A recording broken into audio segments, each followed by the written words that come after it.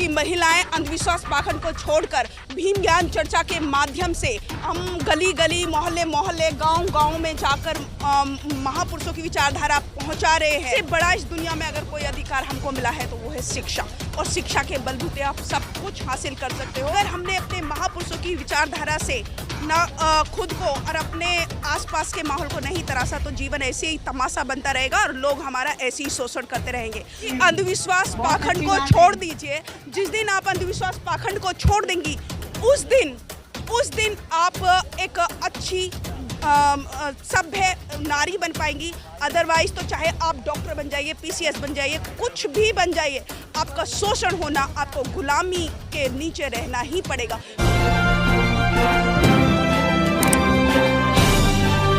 आप देख रहे हैं पब्लिक आवाज टीवी।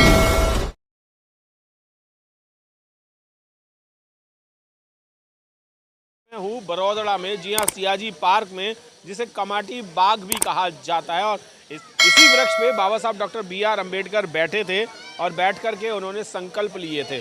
मैंने कल से ही मैं यहाँ पर हूँ 2 दिन से, और मैं ये सबसे जानने की कोशिश कर रहा हूँ कि बाबा साहब ने तो संकल्प लिए थे, पर हमने क्या संकल्प लिए। गाजियाबाद से शगुन बौद्ध जी भी आई हुई हैं, उनसे भी जानने की कोशिश करते हैं कि आपने काम तो बहुत सारे किए हैं, संकल्प लेने की शायद कोई ज़रूरत पड़ी नहीं होगी, पर आपने बिल्कुल संकल्प लिए होंगे, तभी इतने अच्छे आपने समाज के उत्थान के लिए काम किए हैं।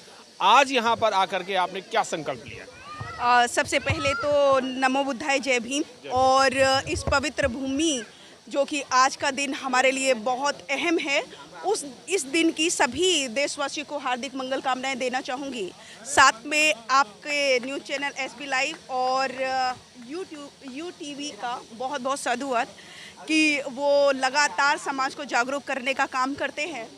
बहुजन मीडिया अगर ना हो तो इस देश में हम लोगों को पता ही ना चले कि कौन देश के कोने कोने में क्या हो रहा है, क्योंकि मनुवादी मीडिया जो हो वो तो हमारे किसी भी प्रोग्राम को दिखाती नहीं। आज लाखों की भीड़ में यहाँ पर लोग हैं, लेकिन मनुवादी मीडिया एक भी यहाँ पर नज़र नहीं आ रही। तो आप लोगों का ही दायित्व है, आप लोग अपना कर्तव्य अच्छे से निभाते हैं कि देश के कोने कोने पर आपके चैनल के माध्यम से ये संकल्प भूमि का जो दृश्य है वो सबके पास पहुंचेगा। तो आज के दिन, आज से 18 साल पहले मैंने भी एक संकल्प लिया था। बाबा साहेब को जब पढ़ा, माता रमाबाई जी को पढ़ा, महापुरुषों को पढ़ा, तो मैंने भी एक संकल्प लिया कि बाबा साहेब आपने तो अपने तमाम सारे अधिकार हमको दिला दिए, सारे काम आपने पूरे कर दिए, लेकिन आपके मिशन मूवमेंट को आगे ले जाना, महिलाओं में से अंधविश्वास पाखंड को निकालना ही मेरे जीवन का अंतिम लक्ष्य हो गया। और जब तक मेरे आखिरी सांस रहेगी तब तक मैं आपके मिशन मूवमेंट को, आपकी विचारधारा को, जितने भी हमारे महापुरुष हैं उनकी विचारधारा को जन जन तक पहुंचाने का काम करती रहूँ। बिल्कुल, जन जन तक आप पहुंचाने के काम कर रहे हैं, पर आपको बहुत सारी प्रॉब्लम्स नहीं होती हैं कि मनुवादियों के बीच में रह करके उनमें अम्बेडकरवादी बात करना, विचारधाराएँ पहुँचाना, बुद्ध की बातें पहुँचाना, बुद्ध का मार्ग दिखाना, आप जो लोगों को, समाज को जागरूक करने का काम कर रहे हैं, उसमें क्या कठिनाई आती हैं? देखिए, मैं बाबा साहेब की एक बात को मानती हूँ, क्योंकि आप सब लोग जानते हैं कि बाबा साहेब जब ये पूरे हमें हक अधिकार दिला रहे थे, यानी कि बाबा साहेब ने 23 सितंबर 1917 से एक संकल्प यहाँ से लिया और लगभग 39 साल तक उनका कड़ा संघर्ष रहा, यानी कि 1956 तक उन्होंने संघर्ष किया। और उस समय, आज की स्थिति तो बहुत अच्छी है क्योंकि बाबा साहेब ने हमको तमाम राइट दिला दिए, हमको कानून बनाकर दे दिया, लेकिन उस समय आप जानते हैं कि मनुस्मृति लागू था। उस समय बाबा साहेब नहीं डरे, तो बाबा साहेब की एक बात कि जो डरता है उसी को डराया जाता है, जो डरता नहीं उसको कोई डराने वाला पैदा नहीं हुआ। और बाबा साहेब एक बात कहते हैं कि जीवन लंबा होने की बजाय महान होना चाहिए। उसी बात पर चलते हुए महापुरुषों, क्योंकि हमारे महापुरुषों ने हमेशा मानवता की बात की है, संविधान की बात की है, समानता की बात की है, भाईचारे की बात की है, प्यार की बात की है, तो फिर अगर हम मानवता की बात समाज में फैलाते हैं, भाईचारे की बात फैलाते हैं, तो हमें डरने की कोई ज़रूरत नहीं। डरने की ज़रूरत नहीं है, पर कितनी महिलाएं ऐसी हैं जो बेखौफ आपके साथ आ गई हैं? अभी जैसे कि मेरी मुहिम चली हुई है और आप इस चीज़ से वाकिफ़ है कि महिलाएं अंधविश्वास पाखंड को छोड़कर भीम ज्ञान चर्चा के माध्यम से हम गली गली मोहल्ले मोहल्ले गांव गांव में जाकर महापुरुषों की विचारधारा पहुंचा रहे हैं। और मैं बड़ी बात तो नहीं करती, लेकिन हज़ारों महिलाएं ऐसी हैं जो कॉल करके कहती हैं कि हमने अंधविश्वास पाखंड को छोड़कर बाबा साहेब के मार्ग को अपना लिया। उस वक्त दिल को खुशी होती है, उस वक्त सारी परेशानियों को, सारी जो मनुवादी लोग जो बोलते हैं उन सब को मैं भूल जाती हूँ, क्योंकि मुझे ऐसा लगता है कि मैंने कुछ अच्छा किया। अब तब मुझे नींद भी अच्छी आती है कि मैंने बाबा साहेब की विचारधारा को, ना केवल बाबा साहेब की बल्कि महात्मा ज्योतिबा फूले और सावित्रीबाई फूले जो उन्होंने शिक्षा के क्षेत्र में काम किया, और आर्टिकल नंबर 45 में जो बाबा साहेब ने हमको शिक्षा का राइट दिलाया, उसी शिक्षा के बलबूते हम ये सारी चीज़ें जान पाए, उसी शिक्षा के बलबूते हम ये इतिहास को जान पाए। तभी बाबा साहेब कहते हैं कि जो अपना इतिहास नहीं जानते वो इतिहास नहीं बना सकते। तो हमको पहले बाबा साहेब ने इतना अधिकार दिला दिया, क्योंकि मुझे ऐसा लगता है कि सबसे बड़ा इस दुनिया में अगर कोई अधिकार हमको मिला है तो वो है शिक्षा, और शिक्षा के बलबूते आप सब कुछ हासिल कर सकते हो, अपने महापुरुषों की विचारधारा को जन जन तक पहुँचा सकते हो। ये तो मैं अभी बात कर रहा था कि आपके समाज की, आपके आस पड़ोस की, आप जॉब भी करते हैं, तो आपके ऑफिस में भी क्या आपको ये चीज़ झेलनी पड़ती है क्या? देखिए, मेरे ऑफिस में मैं अकेली अम्बेडकरवादी हूँ, बाकी सारे शर्मा हैं, लेकिन वो लोग जानते हैं कि मैं अम्बेडकरवादी हूँ और उनको ये भी पता है कि मैं सारा काम अपना अच्छे से करती हूँ।